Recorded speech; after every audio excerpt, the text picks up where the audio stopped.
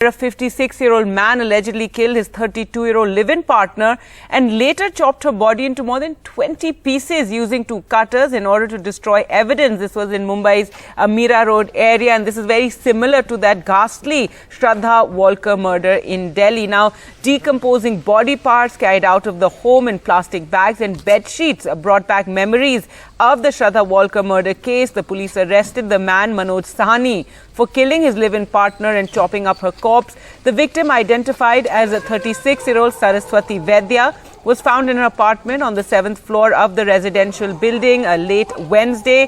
Vaidya was living with Manoj Sahni in a relationship for the past 3 years, is what police have said, and the couple had been residing in the rented flat during that time. Now, the police were alerted to the gruesome scene by residents of the building who complained of an unpleasant odor coming from their apartment. Geeta Akash Deep society में एक new information आई थी कि एक घर से बदबू आ रही है।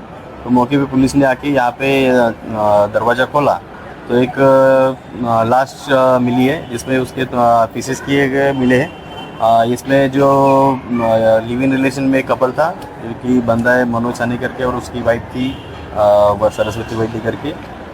सरस्वती वैद्य की उसने हत्या की है और उसमें उसका डिस्पोज ऑफ करने के लिए उसका पीसेस करने का ट्राई किया है, ऐसा प्राइमरी इन्वेस्टिगेशन में निष्पन्न हुआ है। मुंबई से सटे मीरा रोड में श्रद्धा वालकर जैसा जघन्य हत्याकांड सामने आया है, जिसमें कि मीरा रोड की गीता नगर सोसाइटी में ये एक फ्लैट है 704।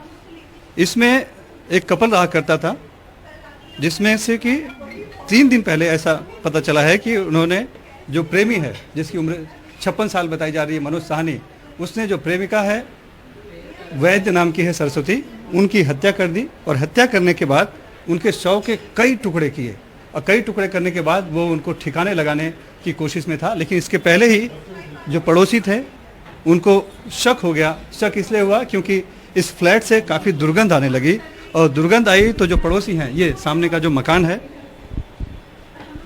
इन्होंने सोसाइटी को सूचित किया। और उसके बाद जब पुलिस आई और ये फ्लैट जब खोल कर देखा गया तो सभी के होश उड़ गए। कई टुकड़े बिखरे पड़े थे और उस महिला की हत्या करके टुकड़े टुकड़े कर दिए गए थे।